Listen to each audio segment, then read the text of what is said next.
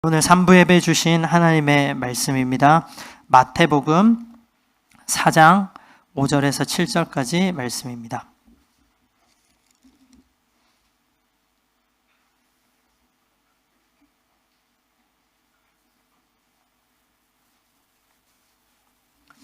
마태복음 4장 5절에서 7절까지의 말씀을 성도님들과 저와 함께 봉독하도록 하겠습니다. 시작. 이에 마귀가 예수를 거룩한 성으로 데려다가 성전 꼭대기에 세우고 이르되 내가 만일 하나님의 아들이거든 뛰어내리라. 기록되었으되 그가 너를 위하여 그의 사자들을 명하시리니 그들이 손으로 너를 받들어 발이 돌에 부딪히지 않게 하리로다 하였느니라. 예수께서 이르시되 또 기록되었으되 주 너의 하나님을 시험하지 말라 하였느니라 하시니. 아멘. 오늘 마태복음 4장 5절에서 7절까지의 말씀으로 사람이 아닌 하나님께 인정받기, 사람이 아닌 하나님께 인정받기라는 제목으로 하나님 말씀 선포하겠습니다. 성도 여러분, 한 주도 또 은혜 가운데 잘 보내셨나요? 저는 좀 이 한 주 동안 감기가 걸려서요, 좀 고생을 하고 있습니다. 또 환절기기도 하고, 또 요즘에 감기 바이러스가 많이 유행한다고 하는데, 성도님들도 또 영적으로, 육적으로 강건하시기를 또 간절히 바랍니다. 오늘 본문 말씀은 예수님께서 이 사탄 마귀에게 받으신 시험에 관한 내용입니다. 우리는 예수님의 이 공생에 시작하시기 전에 받으셨던 세 가지 시험에 대한 것을 가지고 주일 3부 예배 때 제가 설교하는 시간에 시리즈로 말씀을 살펴보고 있습니다. 영적 시험 또 혹은 영적 싸움이라고 하는 이 주제를 가지고 계속해서 말씀을 살펴보고 있습니다. 지난 두 번의 시험 어떤 시험이었습니까? 첫 번째는 예수님께 마귀가 이 돌들을 떡으로 바꿔보아라. 이 시험을 합니다. 우리가 먹고 사는 부분에 관한 시험이죠. 두 번째 시험은 마귀가 예수님을 천하만국의 영광을 보여주면서 나에게 절하면 이 영광을 다 주겠다 하는 시험을 했습니다. 이 부분을 저희들이 이 우상 숭배와 관련된 부분으로 연관해서 말씀을 살펴보았습니다. 오늘 마지막 시험에 대한 부분인데요. 이 시험 우리가 잘 알고 있는 시험입니다. 사탄이 예수님을 성전의 꼭대기로 데리고 가서 그곳에서 뛰어내려 보아라, 이렇게 시험을 합니다. 유혹을 하죠. 또 그리하면 하나님께서 천사 사자들을 보내어서 네 예수가 이 땅에 떨어지기 전에, 발이 떨어지기 전에 그들이 손으로 너를 구할 것이다, 이렇게 유혹을 합니다. 그러면서 이 부분에 대해서 예수님이 또 주 너의 하나님을 시험하지 말라 하시면서 단호히 이 시험을 물리치십니다. 예수님께서 당하셨던 이 시험에 대해서 조금 더 자세히 살펴볼 필요가 있는 것 같습니다. 지금부터 제가 하는 말씀은 만약을 가정한 내용입니다. 만약에 예수님께서 그 성전 꼭대기에서 뛰어내리셨다면 어떤 일이 일어났을까라는 이 가정을 하면서 한번 생각을 해보고 싶습니다. 이 이야기의 배경이 지금 성전이라고 합니다. 성전. 여러분들, 성전이라고 하면 이스라엘 백성들, 오늘 말씀을 1차적으로 듣는 이스라엘 백성들에게 있어서는 성전은 너무나도 특별한 곳인 거 잘 알고 계시죠? 이스라엘 백성들의 초미의 관심은 늘 성전에 있었습니다. 그죠? 그 성전에 많은 백성들의 관심을 끌 수밖에 없는 그 성전에, 하물며 그 꼭대기에 지금 예수님이 서 계세요. 많은 사람들이 예수님께 집중할 수밖에 없는 그런 상태입니다. 그런데 이 이스라엘 백성들이 지금 놀라 자빠질 뻔했습니다. 왜냐하면 예수님이 그 성전 꼭대기에서 점프하신 거예요. 뛰어내리셨어요.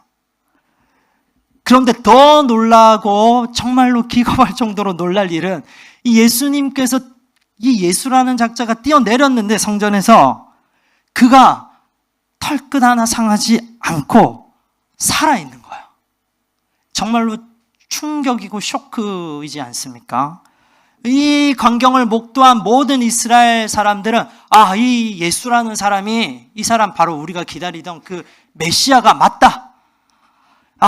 이 예수가 우리가 그렇게도 기다렸던 메시아, 예수 메시아 성전에서 또 이렇게 등장하는 거 봐라. 이 분명히 메시아다. 이렇게 생각하지 않았겠습니까?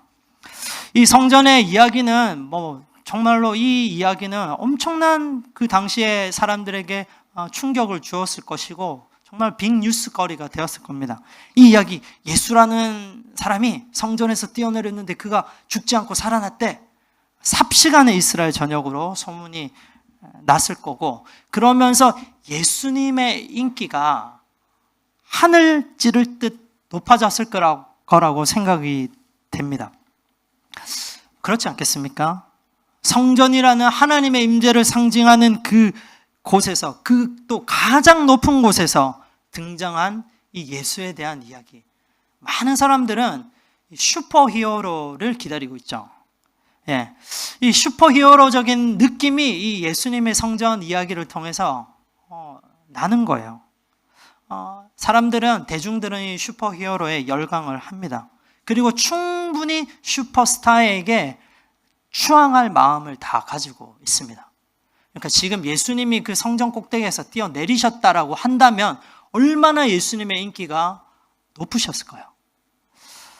제가 지금 한 이야기는 가정을 해서 만약에 이런 일이 있었다면 그 부분에 대해서 말씀을 드렸습니다. 그렇죠. 오늘 이 예수님의 시험은 이 부분이 바로 유혹입니다. 사람들의 인기와 명예. 그 성전 꼭대기에서 뛰어내리셨다면 두말할 필요도 없습니다. 사람들의 엄청난 인기를 끌 수밖에 없고 명예는 따라오게 되는 겁니다. 한마디로 사람들의 인기와 명예욕과 관련된 시험이라고 볼 수가 있습니다. 사람들의 인기와 명예에 관련된 유혹이라고 하는 부분을 우리가 생각을 하면서 오늘 말씀을 계속해서 살펴보면 좋겠습니다.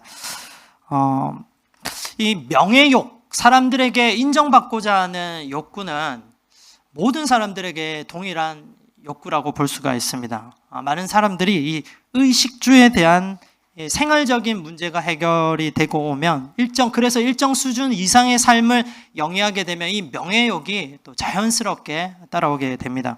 미국 20세기의 유명한 심리학자인데요. 이 매슬로우라고 하는 심리학자가 이런 재미있는 논문을 또 연구를 냈습니다. 매슬로우 5단계 욕구 이론이라고 하는 부분인데요. 매슬로우의 5단계 욕구 이론. 이 피라미드 모양으로 5개의 가장 인간의 강한 욕구들을 밑으로 첫 번째부터 해서 5번째로 이렇게 그 가정을 하고 연구를 한 그런 이론을 발표를 했는데요. 제일 첫 번째 되는 인간의 가장 강한 욕구는 생리적인 욕구, 식욕, 성욕, 수면, 배설, 이런 거고요. 두 번째 인간의 욕구는 안전의 욕구입니다. 위험으로부터 벗어나고 싶고 고통으로부터 또 벗어나고 싶어하는 그런 안정을 추구하는 욕구가 두 번째고요. 세 번째는 사회적인 욕구입니다. 어떤 관계를 맺고 어떤 집단에 소속이 되어서 또 서로 친화적인 이런 관계를 유지하고 싶은 것, 소속감, 또 그 가운데 있는 애정, 이런 것들을 많은 사람들이 누린다는 거예요. 그게 세 번째 욕구고요. 이제 네 번째 욕구가 나오는데 이 네 번째 욕구가 존경의 욕구입니다. 존경의 욕구. 누군가에게 존경받고 싶다. 누군가에게 인정받고 싶고 또 인기 얻고 싶다. 명예적인 이 욕구가 바로 존경의 욕구. 이 네 번째 욕구까지 채워지면 다섯 번째 인간은 자아의 욕구, 자아 실현에 대한 욕구로 발전하게 된다고 합니다. 제가 지금 말씀드리고자 하는 게 이 인간에게 명예욕이라고 하는 욕구가 엄청나게 강한 유혹거리고 또 엄청나게 우리 그리스도인들에게 시험거리가 될 수 있다는 부분을 말씀을 드립니다. 저는 경험을 통해서 이 명예욕이 얼마나 강한지를 잘 알고 있습니다. 지금부터 제가 좀 저희 가족사에 대해서 이야기를 해드리려고 하는데요. 저희 아버지가 몇 년 전에 소천하셨는데 저는 저희 아버지가 70살에 소천을 하셨어요. 굉장히 젊은 나이에 소천을 하셨는데 아버지를 생각할 때마다 이제 가슴이 아픕니다. 아프지만 또 아버지를 생각할 때마다 그렇게 아버지가 좋았습니다. 저는 아버지의 장점과 단점이 많이 있었음에도 불구하고 저는 아버지가 좋았습니다. 저희 아버지의 이 장점을 먼저 좀 이야기를 해드리면 저희 아버지가 굉장히 유머 감각이 뛰어나신 분이셨어요. 그 정말 아버지가 말 이제 웃기기 시작하면 정말 저는 배꼽 빠질 정도로 막 웃으면서 그렇게 즐거워했던 기억이 많이 있습니다. 이 아버지의 유머 감각이 저에게도 좀 유전이 되면 좋겠는데 저는 좀 유머 감각이 없어요. 예, 그게 좀 불만이었습니다.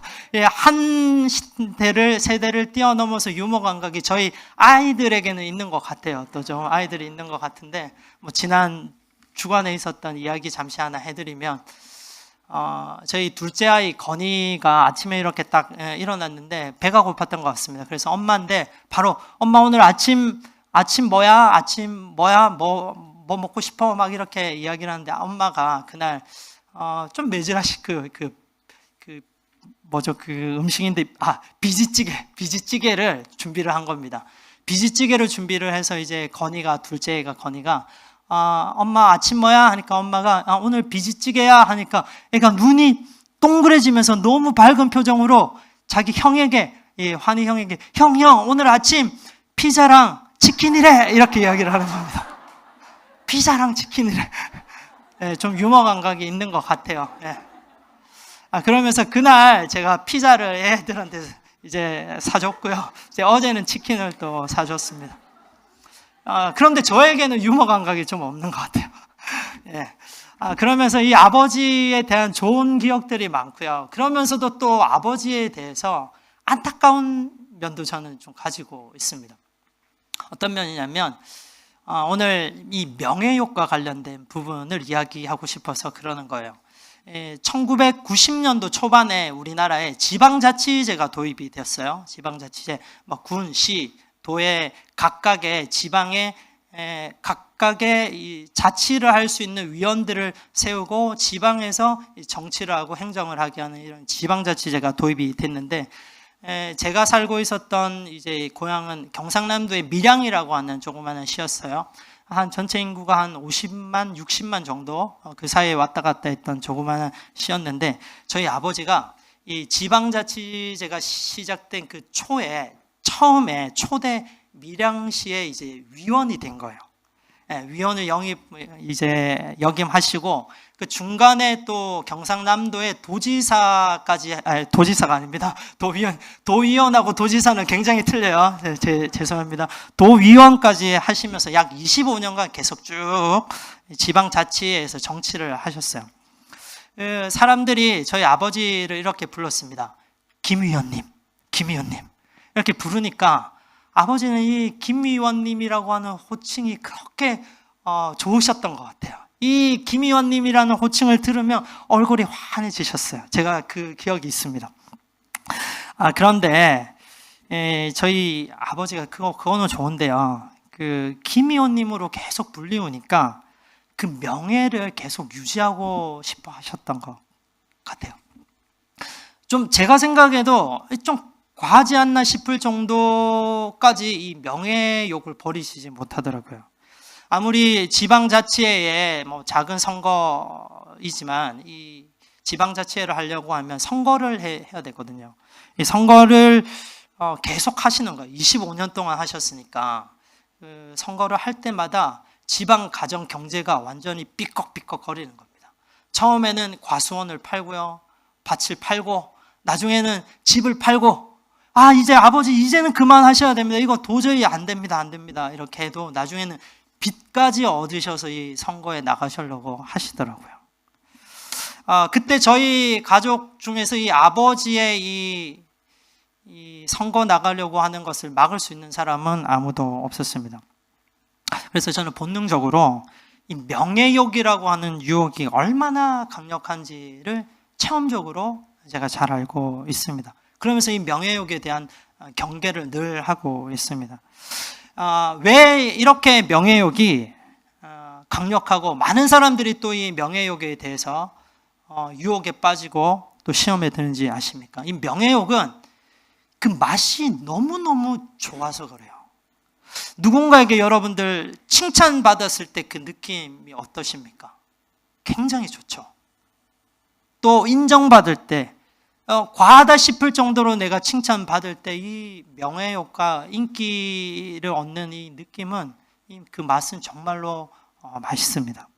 사람들에게 영광받는 것, 칭찬받는 것, 이 맛이 너무 달콤하고요. 이 맛을 한번 들이게 되면 쉽게 이 맛을 끊을 수가 없어요. 이 명예욕은 중독성이 있습니다. 절대 끊을 수 없고요. 더 큰 명예를 얻고 싶고 더 큰 인기를 얻고 싶어하는 것이 명예욕입니다. 이 구약 성경에 이 명예욕 때문에 정말로 실패하고 안타까운 결말을 맞이한 사람의 이야기가 나옵니다. 그 사람 여러분들도 잘 알고 있는 사람인데 사울이라고 하는 왕의 이야기입니다. 이 명예욕이 얼마나 대단했는지 모릅니다. 이 사울은 안타깝게도 이 명예욕이라고 하는 올가미 유혹 시험에 빠져서 결국 그 영혼을 잃어버렸던 불행한 사람입니다.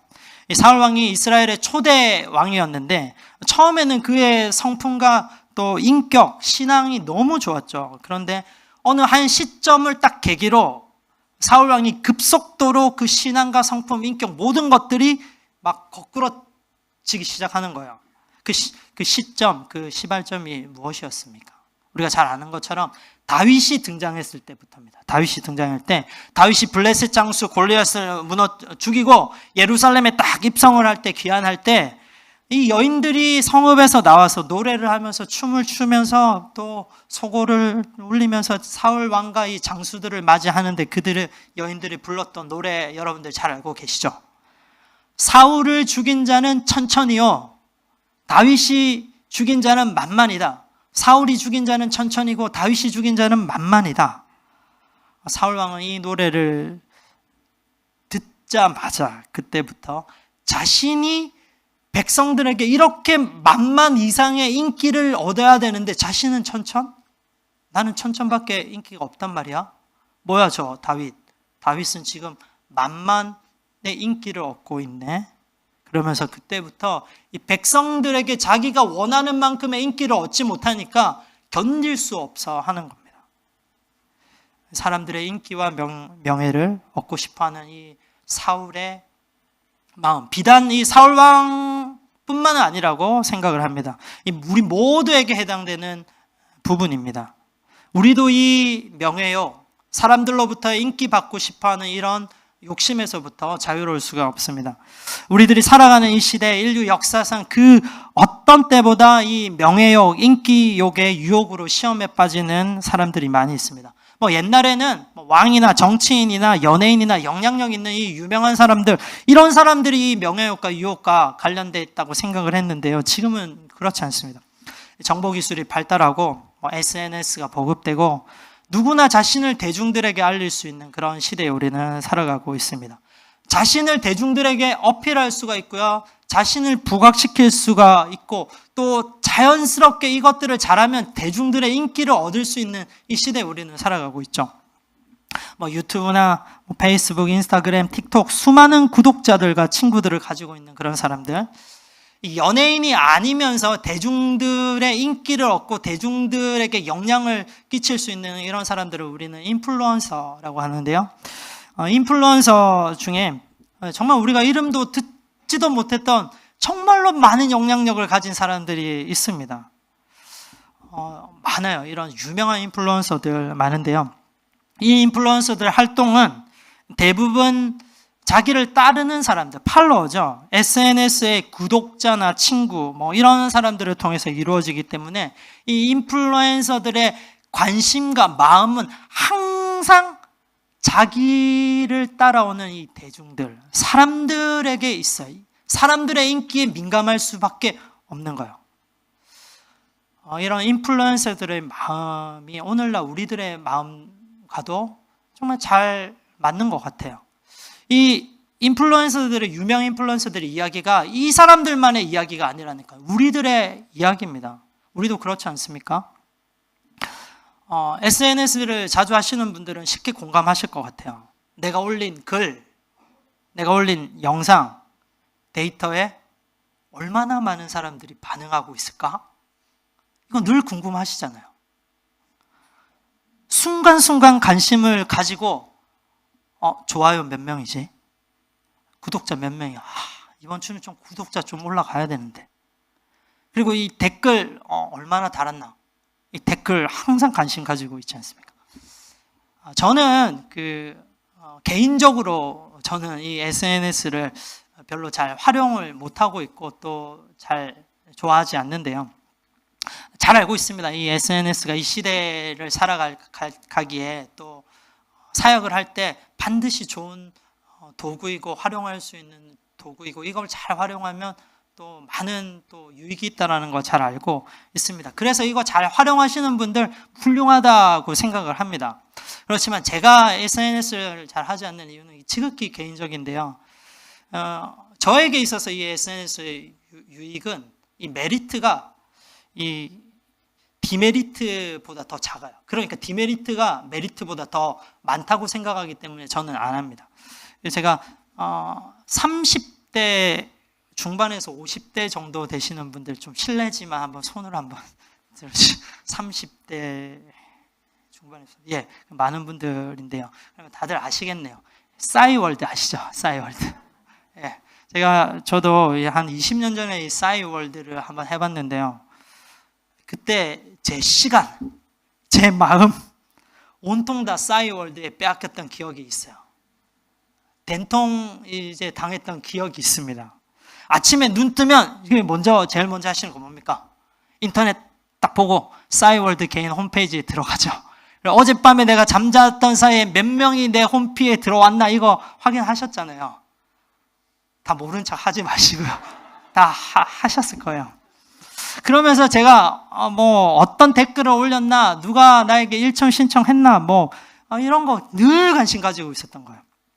그러면서 제가 또 조심하고 또 위험하다라고 생각했던 게 저를 좀 과대 포장해서 잘 보이고 싶어 하는 그런 욕심이 있었습니다.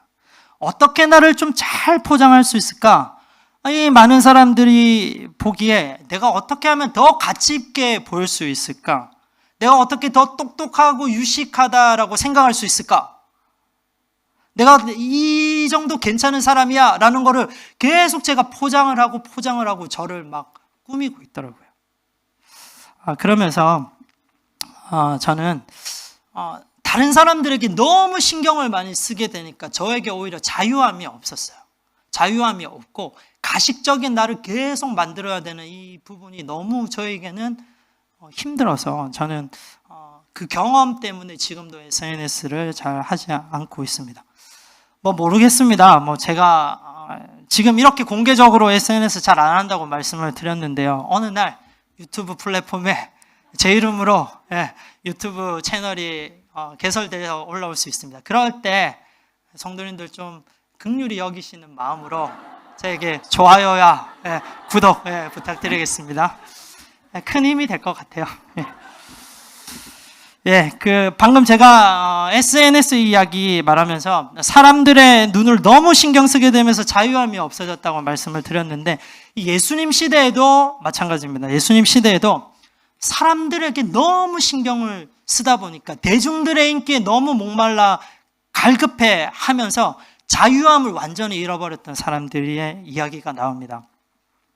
예수님께서 이 사람들 굉장히 싫어하셨어요. 이 사람들을 대놓고 공개적으로 또 야단도 치시고 회개도 촉구를 하셨습니다. 이 사람들이 누군지 아시죠? 바리새인과 서기관들입니다. 화 있을진저 외식하는 서기관들과 바리새인들이요. 화 있을진저 외식하는 서기관들과 바리새인들이요.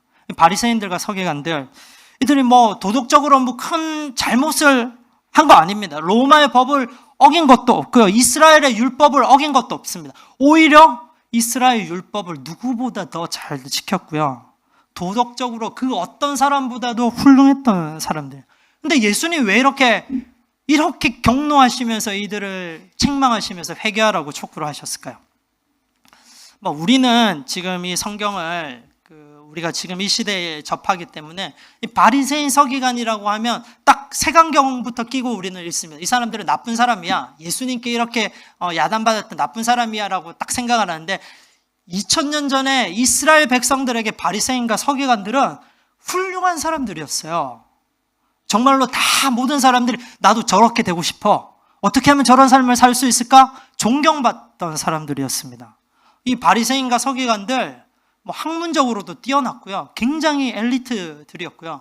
특별히 바리새인들은 머리도 좋으면서 이 삶이 너무나도 존경받을 만한 거예요. 선행하는 거, 어려운 사람들 도와주는 거, 누구보다 이 사람들이 앞장서서 했습니다. 그리고 율법에 금식하고 기도하라고 하죠. 누구보다 더 열심히 금식했고요, 기도했고 하나님께 헌금도 올려드렸던 사람. 그러니까 일반 백성들이 볼 때 도저히 자기들과는 비교할 수도 없을 정도로 훌륭한 사람들이었습니다. 바리새인과 서기관들. 그런데 예수님은 왜 이들을 책망을 하셨을까요? 화 있을진저 외식하는 서기관들과 바리새인들이요. 네, 바로 이들의 정말로 큰 잘못, 이들이 유혹에 빠져 있었던 부분이 바로 외식하는 거라는 거예요. 외식하는 이 외식이 뜻이 뭡니까? 사전적인 의미를 보니까 겉만 보기 좋게 꾸며 드러내다, 겉만 반지리하게 하는 거예요.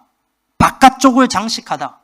속은 텅텅 비어 있는데 겉만 반지르하게 꾸미는 겁니다. 이들의 삶이 예수님 보시기에 위선이다라고 생각한 거예요. 거짓이다. 너희들 이 삶이 거짓이고 위선이다. 겉과 속이 다르다. 너희들 마음에도 없는 그런 행동들 하지 말라. 이 바리새인들과 서기관들이 왜 이런 외식하는 삶을 살았을까요? 왜냐하면 그들은요, 백성들의 인기, 백성들로부터 훌륭하다라고 듣는 이 평판, 백성들에게 명예롭다라고 하는 이 이야기 듣기 위해서요. 이 맛이 너무너무 좋아서 끊을 수가 없는 겁니다. 백성들을 실망시키지 않기 위해서였어요. 마태복음 6장에 예수님의 말씀을 잘 들어보면 이 사람들의 인기에 갈망하고 있는 이 외식하는 이것이 큰 죄라는 것을 우리는 잘 알고 있습니다. 알 수 있습니다. 한번 지금부터 말씀을 3개 정도 살펴볼 건데요. 마태복음 6장에 예수님께서 사람들 인기에 갈망하지 말라 이렇게 말씀하시는 거예요. 외식하지 말라. 한번 우리가 같이 한번 마태복음 6장 1절의 전반 부분을 읽어보도록 하겠습니다. 시작. 너희는 남에게 보이려고 의로운 일을 사람들 앞에서 하지 않도록 조심하여. 남에게 보이려고. 그죠? 또 그리고 마태복음 6장 2절 또 전반부 말씀도 같이 읽어보겠습니다. 시작. 그러므로 내가 자선을 베풀 때에는 위선자들이 사람들에게 칭찬을 받으려고 회당과 거리에서 그렇게 하듯이 내 앞에 나팔을 불지 말아라. 사람들에게 칭찬받으려고 하는 거죠. 또 마태복음 6장 5절 전반부 부분인데요. 같이 읽겠습니다. 너희는 기도할 때 위선자들처럼 하지 말아라. 그들은 사람들에게 보이려고 회당과 큰 길 모퉁이에 서서 기도하기를 좋아한다. 예. 남에게 보이려고, 남에게 칭찬받으려고 위선자처럼 하지 말라라는 거예요. 바리새인과 서기관들 선행을 하고 구제를 하고 또 기도하고 금식하는 거 다 좋은 거 아닙니까? 좋은 건데 이들의 문제는 사람들의 인기와 평판과 명예가 목적이어서 이 일들을 했다라는 거예요. 이 좋은 것의 본질을 전혀 지금 그들이 잡지 못하고 있는 겁니다. 사람들의 칭찬에 예민하고 외식하는 사람들의 특징은요, 자유함이 없어요. 제가 아까 자유함 없었다 말씀드렸잖아요. 즐거움이 없습니다. 그리고 큰 무거운 짐을 짊어지고 있는 것 같습니다. 구제를 하든지 기도를 하든지 금식을 하든지 너무나도 좋은 건데 이 본질은 좋은 건데요. 그런데 사람들에게 인정받고 칭찬받아야 되기 때문에 무리하게 막 이걸 하는 거예요. 보여주기 식으로 하는 겁니다. 무리하게 기도하고 무리하게 구제하고 무리하게 금식하고 전혀 즐겁지 않습니다. 오히려 억지로 해야 되고요. 억지로 하니까 부담으로만 다가오고 이 좋은 거고 너무나도 즐거운 건데 이 좋은 것과 즐거움의 기쁨을 전혀 누리지 못합니다. 그렇게 되니까 사람들이 볼 때만 하는 거예요. 어떻게 하면 내가 작은 거를 내가 작은 수고를 하면서 더 크게 과장해서 포장해서 사람들에게 보일 수 있을까? 전혀 즐겁지 않죠. 거칠에만 집중하기 때문에 자유로움이 없습니다. 예수님께서 이런 인기에 갈급하고 명예를 추구하고 갈망하는 자들, 이런 유혹을 받는 사람들에게 이렇게 권면을 하십니다. 오늘 말씀의 포인트가 되겠는데요. 은밀한 중에 보시는 하나님께 인정을 받아야 된다. 예수님 말씀하세요. 사람의 인기가 아니다. 사람의 명예가 아니다. 사람으로부터 명예가 아니라 진짜 중요한 거는 하나님께 인정받는 거다. 말씀을 하십니다. 마태복음 6장 4절 말씀을 보시면 너희들이 은밀히 보시는 하나님께 인정받아야 되는 부분을 이렇게 예수님께서 말씀하십니다. 같이 읽겠습니다. 내 자선 행위를 숨겨두어라. 그리하면 남모르게 숨어서 보시는 내 아버지께서 너에게 갚아주실 것이다. 예, 숨어서 보시는 하나님께서 갚아주신다. 또 6장 6절을 보시면요. 너는 같이 읽겠습니다. 6장 6절인데요. 예, 제가 한번 읽어볼게요. 너는 기도할 때 골방에 들어가 문을 닫고서 숨어서 계시는 내 아버지께 기도하여 하라. 그리하면 숨어서 보시는 너의 아버지께서 너에게 갚아주시. 사람들한테 나가지 말고 하나님 보시도록 기도하라는 거예요. 또 마태복음 6장 18절인데 이 금식하는 부분에 관련되어 있습니다. 바리새인들이 금식하는 거. 그리하여 금식하는 것을 사람들에게 드러내지 말고 보이지 않게 숨어서 계시는 내 하나님께서 보시게 하여라.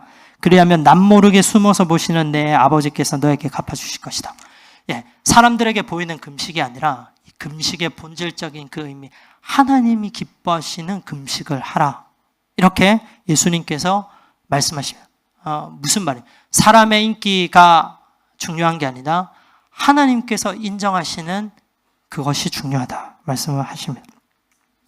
가끔 그 교육자 자리에 교육자들을 섬겨주시려고 또 이름도 밝히시지 않고요. 음식이나 오미야게 같은 것을 놓아두시고 가시는 분들이 계세요.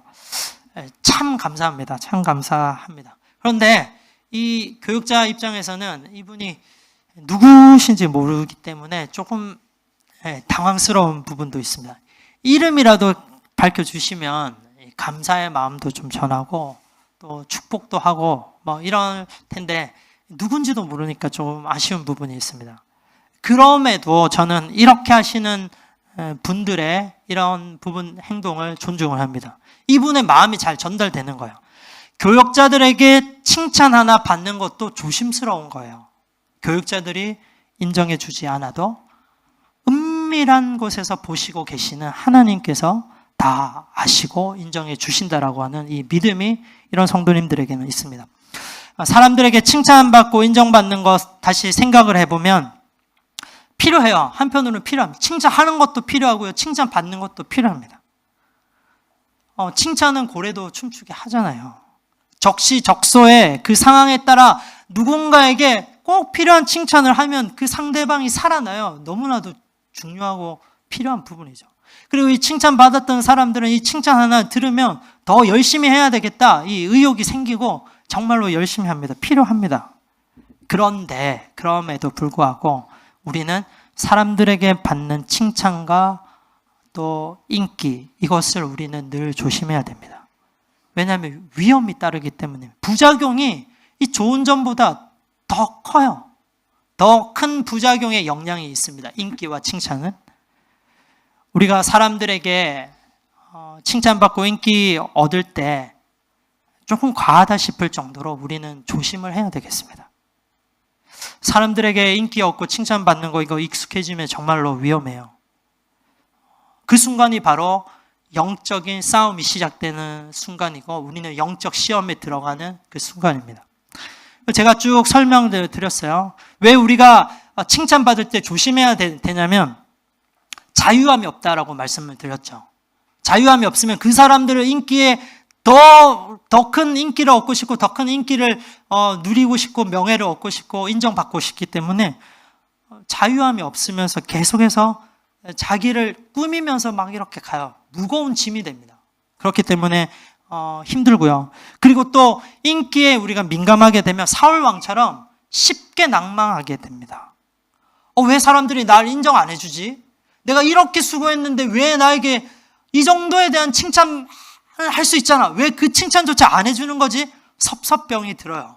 섭섭합니다. 낙심하게 됩니다. 그러면서 또 우리가 칭찬, 이 부분에 조심해야 되는 거는 너무 과한 칭찬을 받으면요, 교만해지기 쉽습니다. 그렇지, 내가 없으면 이 조직, 우리 봉사부서 안 돌아가지. 그러면서 자기가 더 높이 드러나게 됩니다. 그러면서 또 이 교만하게 되는데, 교만은 반드시 정죄하는 눈하고 같이 연결이 됩니다. 나보다 못하는 사람들, 왜 저 사람은 안 할까? 이거 쉬운데 왜 이거 안 할까?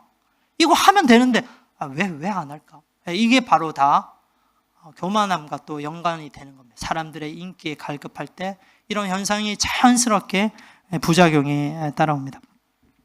여러분, 우리가 사람에게 인기 얻고 사람에게 명예받고 싶고 사람들에게 인정받고 싶은 것은요, 부작용이 따라옵니다. 그렇지만 하나님께 받는 인정과 하나님으로부터 우리가 받는 인기는 부작용이 없어요. 예수님이 이 부분을 말씀하십니다. 사람의 인기가 아니다, 하나님께 인정받는 사람이 되어야 된다. 이 예수님이 바리새인들에게 그렇게 호통치시면서 책망하셨지만 이 바리새인들, 서기관들에게 이 부분 전달하려고 그러셨던 거예요. 예수님께서 몸소 자기가 이 시험을 어떻게 이기셨는지 공생의 삶을 통해서 보여주십니다. 오늘 예수님은 분명히 이 인기와 명예욕에 대한 시험을 넉넉히 이기셨습니다. 넉넉히 이기셨는데, 실제로 이런 인기와 유혹들이 예수님께 왔을 때 예수님께서 어떻게 이 부분을 시험을 이기셨는지 아시나요? 여러분들, 예수님께서 하셨던 큰 표적 중에 너무나도 유명한 표적이, 사복음서에 다 나오는 표적이 오병이어의 기적입니다. 표적이죠. 이 오병이어, 예수님께서 그 산으로 예수님 말씀 들어온 수많은 사람들 있었는데, 그 중에 이름도 모를 한 소년이 물고기 2마리, 떡 5개를 가지고 왔어요. 그걸 가지고 5,000명이 넘는 성인 남성들을 다 먹이셨습니다. 이 표적을 경험했던 사람들, 이 마음은 지금 흥분 상태입니다. 우와! 진짜 우리가 기다렸던 이 메시아가 왔다. 이분이 진짜 메시아가 맞다. 그러면서 이 예수님을, 너무나도 정말 인기가 그때 예수님이 많아서 세상 사람들이 예수님을 세상의 왕으로 옹립하려고 했던 그런 분위기들이 있었습니다. 그때 예수님이 어떻게 하셨는지 아세요? 이 오병이어 표적이 있고 난 다음에 대중들을 다 일부러 보내셨어요. 흩어서 보내셨어요. 아니, 지금 인기, 세상적으로 생각하면 인기 있는 이때 더 이제 박차를 가해서 더 많은 인기를 얻어서 세상 왕이 딱 되면 좋잖아요. 근데 예수님 그렇게 안 하셨어요. 자기를 따르는 추종자들 다 흩어 보내셨어요. 그러면서 지금부터 중요한데요, 예수님이 따로 한적한 곳에 가셔서, 산으로 가셔서 기도에 집중하셨어요. 예수님은 사람들에게 인기 얻는 이때가 아마 영적으로 위험한 때, 영적으로 긴장해야 될 때라는 것을 잘 알고 계셨던 것 같습니다. 최고의 사람으로부터 인정받는 그 순간, 그때야말로 우리들에게도 위기의 순간이고 영적 싸움이 시작되는 그 순간입니다. 예수님 왜 기도에 집중하셨습니까? 기도 집중하시면서 어떤 기도 하셨을까요?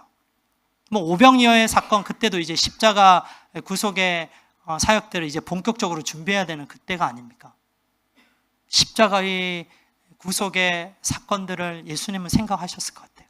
사람들에게 인기가 오를 이 순간에 오히려 나는 더 낮아져야 된다. 사람들에게 인기 얻고 명예 얻고 이렇게 정말로 이런 인기 있는 이 삶이 중요한 게 아니라 하나님으로부터 인정받는 삶이 진짜 중요하다. 이거를 잘 아셨기 때문에 예수님은 기도에 집중하셨던 겁니다.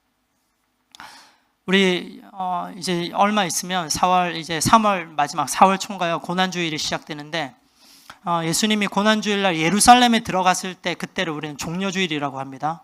예루살렘 이제 고난주일이 시작되는 그 주일날 예수님이 예루살렘 들어갈 때 얼마나 많은 인기를 얻으셨는지 아시죠, 여러분들?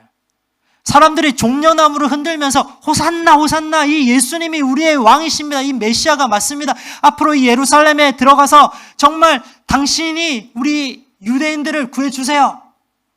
정말로 우리는 당신을 왕으로 지지하겠습니다. 엄청나게 인기가 많은 그때였어요. 그때 예수님은 십자가를 지시기 바로 그 직전에 겟세마네 동산에서 땀이 피가 되도록 기도에 집중하셨어요. 아니, 세상적인 이 인기를 따르는 사람들이라면 그 분위기들을 모리아가리 해가지고 자기가 왕 되고 싶지 않았겠습니까? 예수님에게도 이 부분이 유혹일 수 있었을 거라 봅니다. 하나님, 나는 이 잔을 내게서 좀 옮겨주시면 좋겠습니다. 그렇지만 내 원대로 마시고 아버지 뜻대로 하게 해주십시오. 아버지 뜻이 뭡니까? 십자가를 지는 거, 더 낮아지는 거, 사람의 인기에 연연하지 않는 겁니다. 예수님께서 이 사람의 인기에 연연하셨다면 십자가 안 지셨겠죠. 앉아도 지금 충분히 이 이스라엘의 왕이 될 수 있는 상황이에요. 그러면서 십자가에 집중하시면서 오히려 더 기도에 집중하시면서 예수님은 하나님께 인정받기 위해서 나아가셨던 것입니다. 사랑하는 성도 여러분, 오늘 말씀에 정말로 이 부분이 남았으면 좋겠습니다. 사람의 인기에 과도한 또 명예에 나는 유혹에 흔들리지 않겠다. 사람의 인정받는 것보다 하나님께 인정받는 그 삶을 살기를 여러분들 결단하시면 좋겠습니다. 예수님이 기도하시면서 하나님의 마음을 생각하시면서 하나님을 기쁘시게 하셨던 것. 여러분, 우리의 삶에 이 부분을 적용을 하자면 성령 충만하여야지 우리도 이렇게 할 수가 있습니다. 이 예수님의 영적 시험 세 가지를 지금 맞돔에서 보면요, 첫 번째, 두 번째 시험, 세 번째 시험 다 예수님은 하나님 말씀으로 이기셨고 성령 충만함으로 이 시험을 이기셨습니다. 그죠? 예수님 지금 오늘 명예에 관련된 부분들도 기도하시면서 십자가에 집중하시면서 성령 충만하시면서 이기셨습니다. 여러분, 성령 충만 어떻게 할 때 우리가 성령 충만 얻을 수 있겠습니까? 그 방법 중에 한 가지가 바로 이 십자가를 묵상하시는 겁니다. 더 낮아지는 길, 더 희생하고 수고하고 헌신하는 길. 지금 사순절이지 않습니까? 내일부터 또 다시 사순절이 이어지는데요, 이 사순절은 우리에게 정말로 좋은, 우리의 믿음을 다시 살펴볼 수 있는 좋은 기회입니다. 우리의 욕심들, 세상으로부터 오는 수많은 욕심들 다 내려놓고 십자가 붙들 수 있는 좋은 기회입니다. 십자가 생각할 때 우리는 성령 충만할 수 있습니다. 십자가 안에 하나님의 사랑의 이야기, 예수님의 은혜의 이야기, 복음의 이야기, 또 성령님의 역사하심, 부활에 대한 부분 다 이 십자가 안에 들어가 있습니다. 이 십자가를 볼 때 우리는 세상 욕심 다 내려놓을 수 있고 십자가를 통해서 더 성령 충만할 수 있고 우리에게 오는 그 어떤 유혹들도 다 이길 수 있고 그 어떤 영적인 시험도 넉넉히 싸워서 이길 수가 있는 것입니다. 사랑하는 성도 여러분, 사순절 하루하루를, 아니 우리 평생의 매일매일을 십자가에 집중하시면서 우리에게 닥쳐오는 그 어떤 영적 시험도 넉넉히 이기고 승리하는 은혜가 있기를 간절히 축원합니다. 이 시간 함께 우리 찬양하기를 원합니다. 성령 충만할 때 우리가 여러 가지 세상의 유혹과 시험들을 이길 수 있다라고 말씀을 드렸습니다. 성령 충만, 우리가 십자가 묵상할 때 우리는 성령 충만할 수 있습니다. 주 달려 돌아가신 십자가를 우리가 바라볼 때 이 세상에 속한 그 어떤 욕심 다 이게 헛되구나, 하나님을 기쁘시게 하는 우리가 되어야 되겠다 결단할 수가 있습니다. 이 시간 찬양하면서 십자가 집중하시면서 성령 충만하시면서 또 은혜로 무장하시는 저와 여러분들 되기를 바랍니다. 같이 찬양하겠습니다.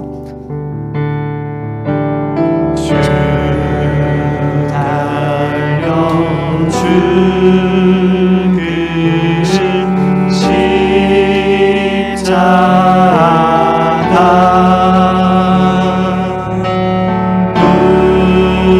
우리가 생각할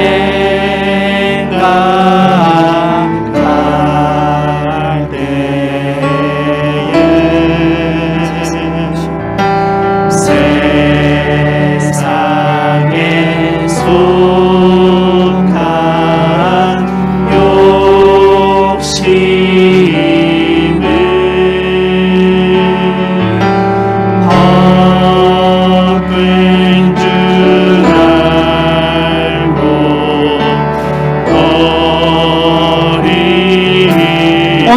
십자가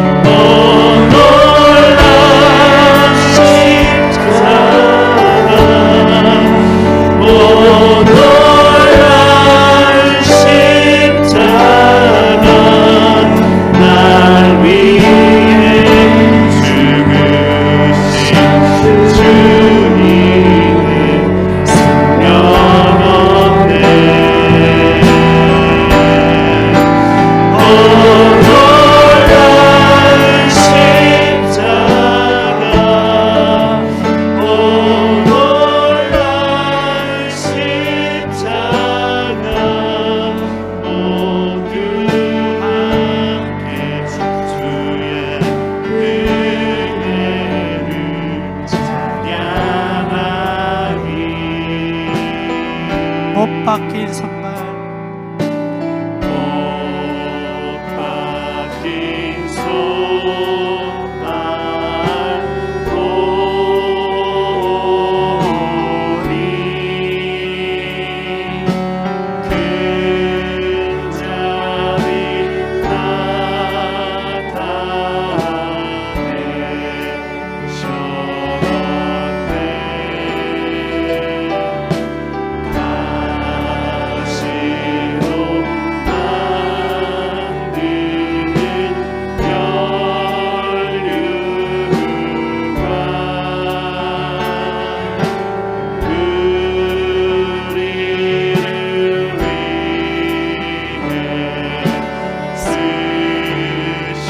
십자가에 집중합니다. 손 들고 찬양합니다. 놀라운 십자가, 오 놀라운 십자가, 날 위해 죽으신 주님의 생명원내.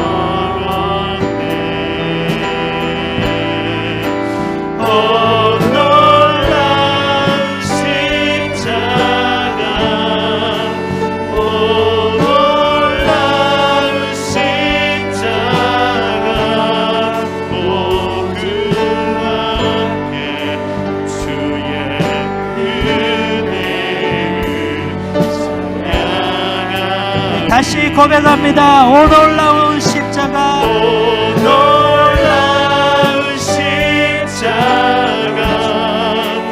오 놀라운 십자가, 날 위해 죽으신 주님의 생명원내. 오 놀라운 십자가,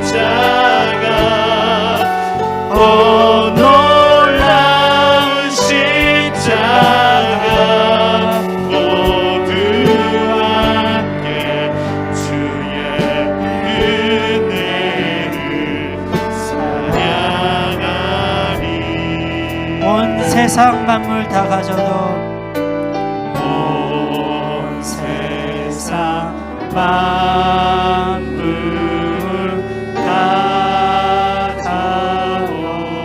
주 은혜 못다 갚겠네. 주 은혜 못다 갚겠네. 놀라운 사랑 받은 남, 놀라운 사랑 받은 남, 몸으로 짐을 삼겠네.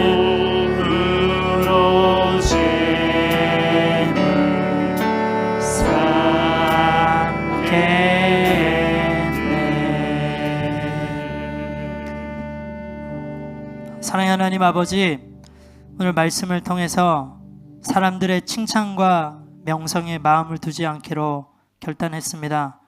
오늘 우리가 마음을 두고 또 우리의 모든 힘들을 다 쏟아야 할 분은 성삼위 하나님이신 줄 다시금 고백합니다.